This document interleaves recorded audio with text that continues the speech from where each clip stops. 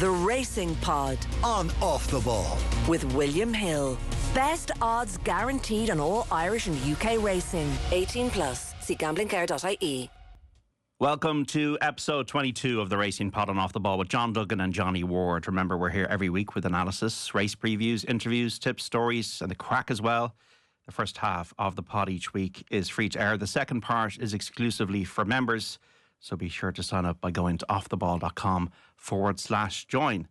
And for members this week, we will preview the Scottish Champion Hurdle at Ayr and the big races at the Curragh this weekend. So subscribe now for all the juicy info. Johnny Ward, how are you today? I'm good, JD. I'm apologies that I'm on Zoom. I'm off to Ballinrobe later, so yeah, that's going to be interesting as well. The return of Ballinrobe racing is going to be quite testing ground, but nice racing there tonight. So yeah, all good. I've never been to Ballinrobe. What is it like? It is a fine racetrack, and I might be slightly biased, but I think the Connacht racetracks, to a man and woman, and the four of them all do a terrific job. Sligo is very lively. Roscommon caters for a good class of horse, I think, at times, particularly on the flat, the Lena Band Stakes and all that. Galway needs no introduction, but Ballinrobe might be better run than any racetrack practically, really. It's just they're always modernising there. John Flannery does a great job. The quality of horse has gone up a lot. They've gotten good purses now for some of the Connacht National and the good kind of hurdle races as well. And it's arguable that you'll see horses jump in the Connacht National with more kind of demand on their jumping than you would see in the so-called Aintree Spectacular. 26 race courses in Ireland. I've been to 14, Johnny, so I've 12 to go. Yeah, I've been to them all. I was never in Tralee, so that probably isn't going to happen now. But I've been to them all. Tuam used to have a race course as well. I think they used to run one of the Galway days at Tuam, which must have been a lot of fun. And I was in Dingle last weekend, JD, hence I missed the show. And from my window, I was able to look at the course for the Dingle Derby. So I think that's coming up in August. So that could be one for you and I in the bucket list. What's wrong with spending a couple of days in Dingle in August and backing some horses? Johnny, this is just a beautiful thing. And was it Omey Island that does races as well? In Galway there, or in Connemara? Yeah, I think you're right there. And obviously you have a lot of the pony racing. The pony racing has kind of been under a little bit of jeopardy in recent years, but it's still such a staple for kind of the young jockeys coming up and all of that. And it's probably a bit old school as well in terms of, there's no betting exchange. So when you go there and you have a bet, that's the only place to have a bet, a bit like a point to point. But Dingle is definitely something I think we should look into and maybe put up a bit of stuff on socials as it all unravels, JD.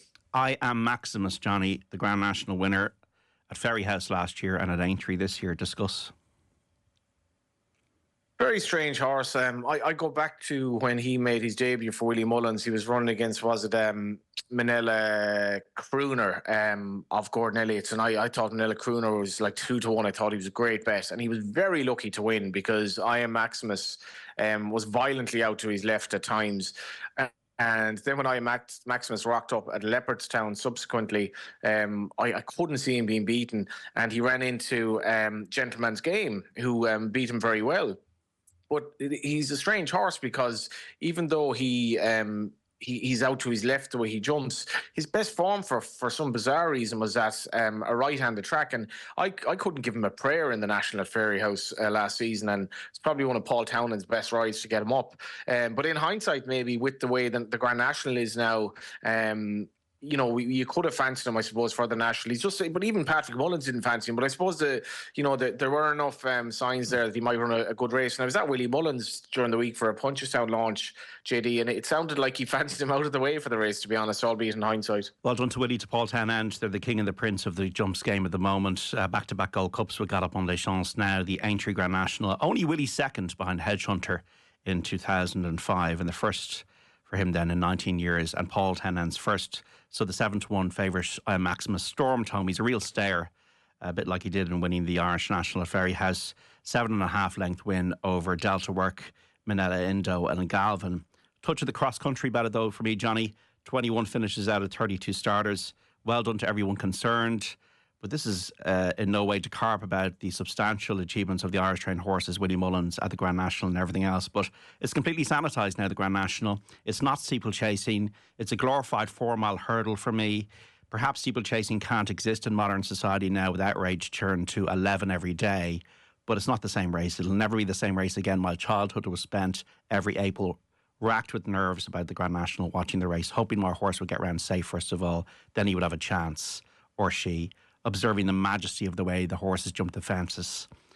And I remember the thrill of it. And I don't feel that 20 years ago when Amberley House and Graham Lee won the race in a brilliant finish, beating Clan Royale and Lord Atterbury, and Hedge Hunter fell, that the world ended. Hedge Hunter came back the next year and won.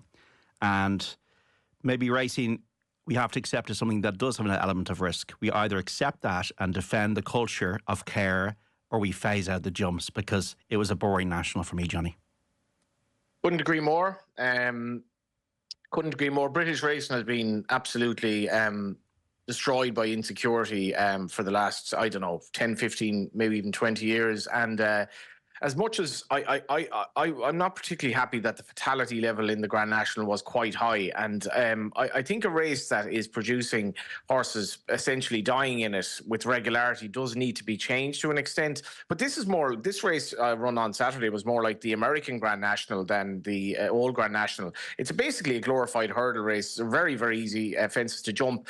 And the headline then on the Racing Post on Monday, where there were no fallers, and the authorities were sort of portraying this as like some sort of achievement. I mean, if you have 34 horses, again, that used to be 40, but you can't run 40 horses seemingly in the race anymore, so they cut it down to 34. And if you've 34 horses going over 4.5 miles over what used to be the strongest jumping test on these islands, and none of them falls, that's not something to be crowing about. There's something wrong there, because that means that the fences, that I could get over them basically, and it's not like the race of old at all. They kept tinkering with it. I didn't find it a particularly illuminating spectacle, to be honest. And maybe you could be like, oh, we're half the field not in contention jumping the second last. Well, they kind of were, but that's not what the National is supposed to be. The National is supposed to be utterly organised chaos, where you don't know what's going on. You don't know if your horse is still in it. You're looking at the caps. You're looking at where the favourite is. You're looking at what's pulled up. You're looking at what went at the last fence. Now you're looking at everything in contention, and a horse who basically is a dodgy jumper win it. Tiger Roll wouldn't have been mapped in this race years ago. And he and Iron Maximus, both of whom are by authorised, are basically benefiting from the way the race has been turned into a glorified hurdle race. And I'm not in any way saying I'd still love to have a winner of the race. And maybe it's a nice spectacle for the once-a-year punters to watch. But British racing has basically become a parody of itself in terms of thinking that this was a magnificent renewal of the race, because it certainly wasn't. Absolutely not. Ian Maximus made mistakes at the chair and at Beechers that he would not have survived 20 years ago or 30 years ago, maybe even 10 years ago. And he's a worthy winner of the race that it is now. And Willie Mullins and Paul Tennant deserve every credit. I'm not in one way for a moment advocating that I want to see horses fall or get injured at the race course. I mean, I love the animal. But this is steeplechasing. It's jumps racing. The whole point about it is that you're testing a horse's jumping back to 1752 in the first steeplechase. This is not steeplechasing. This is a glorified hurdle. It's a 4-mile hurdle. It's easy fixes. It's not the Grand National that we knew. Maybe we can't have jumps racing, but it would more turn my head towards the flat now, because I don't feel the thrill that I would have felt for the race back in the day. But Willie Mullins going for the UK Championship, Johnny. Vincent O'Brien did it 70 years ago, and he's got 2.87 million in the kitty. Dan Skelton, 2.83 million, and Paul Nicholls, 2.75 million. It's going to come down to Ayr the weekend. It's going to come down to Sandown next weekend, and I'd love to see Willie do it. He's got El Fabiolo going for the celebration chase of Sandown. He's odds on, and hopefully he does it from an Irish perspective. Yeah, it's really, really fascinating end to the season. And, I was racing at Naas earlier on this week, JD, and the fact that it was a dry day, it just felt like spring was finally coming here. And the National Hunt season for me has been it's been kind of thought-provoking, but like the Pivot kind of festival, Cheltenham, for me was really a bit of a nadir for jumps racing in terms of how uncompetitive it was. And then we have a Grand National that, as much as, it was kind of a a great win for connections or whatever. I didn't feel it really reflected what the race should be. But the byproduct of all of this now is that we have a really, really outstanding narrative around the end of the season in terms of Willie Mullins attempting to win this title the year that his mother passed away, who would have been so proud of him being in the race. And also the fact that, you know, in the Irish race, Paul Townend has to claw in Jack Kennedy, who he's 4 behind in terms of the jockey's title. But It's Paul 3 now also after yesterday, yeah. 3 after yesterday, sorry. But Paul would also have been conscious of the fact that, you know, Willie's running good horses in Ayr and he was running sort of good horses in Cheltenham. So he had to sort of balance that in terms of, I want to win the title, but I also want to ride some good horses. And he's riding in Ayr of the weekend. But Jack Kennedy is fighting a very good fight. Paul Townend has started taking outside rides, which is very rare in itself. For me, the end of the season with regard to, I actually thought Aintree was a fantastic festival. Otherwise, the National, and it's not that the National was terrible, it was just not the race that it was. And I felt some of the races and some of the finishes at Aintree were fantastic. But we're going to have a really good Punchestown, I think, now. And this whole title race is just fascinating as well. So we have the stable tour that you're at during the week. Willie Mullins said Galopin des Champs, the state man, will go to Punchestown. He spoke of Ballyburn in glowing terms, put him in the same bracket as Faugheen and Vautour. Impressed by Il Était Temps before Aintree, that performance. So more to come from that horse maybe. And Car Gazy just needs to settle that mare, that juvenile. He'll also a mystical power for Punchestown, a horse that I thought on better ground will definitely win his next race. Any nuggets, Johnny? Anything that you gleaned from Close Sutton? I suppose we take living in a wealthy country for granted. We take the fact that we're lucky to live in the first world for granted. We take lots of things for granted, and as a journalist, I take for granted my opportunity to be able to go to a yard visit like that. And it was funny because this wasn't exactly Willie Mullins' best race planning in the world, because they had the homecoming for I Am Maximus the day before, and inevitably there was a lot of a party going on. A few kind of sore heads in Close Sutton the morning after. I Am Maximus, of course, as well, JD. He's by Authorised, a very flighty offspring of Authorised, who was very, very lit up at the homecoming, and he practically had to be minded like he was kind of Secret Service or whatever. But they had a great night in the Lord Bagnall afterwards, and then the following morning, you know, you have to get up, and all of the work riders are there, and Patrick Mullins is there, and the party went on long into the night. But then they had to kind of go through all the horses the following morning, ride out, and in Willie's case, talk about them and keep an eye on them. But it was so illuminating, and how, you know, I had my brother-in-law text me, can you please get me in on one of these yard visits as a photographer the next time or something like that. And it did make me think, we're fortunate you've been at these yard visits as well. And some of the little things, just you know, I had a couple of mates over from Racing TV, and Willie, as we were leaving, he went all the way over to Galopin des Champs and got one of the guys to get carrots so that Galopin des Champs would come out of his stable. We took photos with Galopin des Champs. But what was really interesting for me was that he spoke about the way Il Était Temps walked around the ring at Aintree, and he was like, I just hadn't seen him walk like that before. And then sort of on the visit the other day, he took Il Était Temps around, and one of the work riders walked him around the yard, and he was trying to show us the kind of natural way he was walking, and how he was kind of flexing his legs and how athletic he was. And he said, I hadn't seen that from earlier in the season. Really fascinating stuff. And the way a horse walks is absolutely paramount if you're going to be a good judge of a horse at the sales, but also in the parade ring.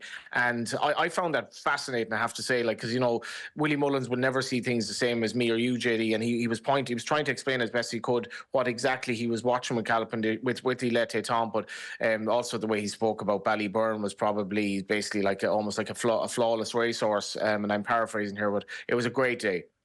Paddy Brennan, one of your county men, retired this week, went out in a winner as well at Cheltenham, man of the people, 43 years of age, won the Gold Cup on Imperial Commander, had great days as well with Q Card. Paddy Brennan. Yeah, I always felt if you're 40 as a national hunt jockey, you're probably too old. Now, we have had examples in recent years of jockeys going into their 40s. Davy Russell, you know, obviously came back out of retirement, but Paddy Brennan to get to 43 is a hell of an achievement. You've no idea how much hardship these jockeys have to go through in every regard. And you know, we don't have that many jockeys from Galway, but Paddy certainly put us on the map, as did the great Graham Lee as well, who obviously has his own fight at this stage.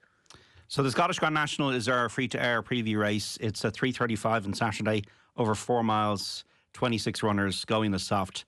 27 fences to be jumped. Stay Away Faye, Mr. Incredible, Elvis Mail, Bo Porsche, On the Ropes, Spanish Harlem, Gold Cup, Bailey, Iron Bridge, Whistle in the Dark, Ballygriffin Cottage, McDermott, Tommy Bow, Broken Halo, Mr. Vango, Autonomous Cloud, Angler's Crag, Inishere, My Silver Lining, Gitmaker, Surrey Quest, Clark Kent, Whacker Clan, Egbert, Punitive, Secret Preve, and We'll Have One.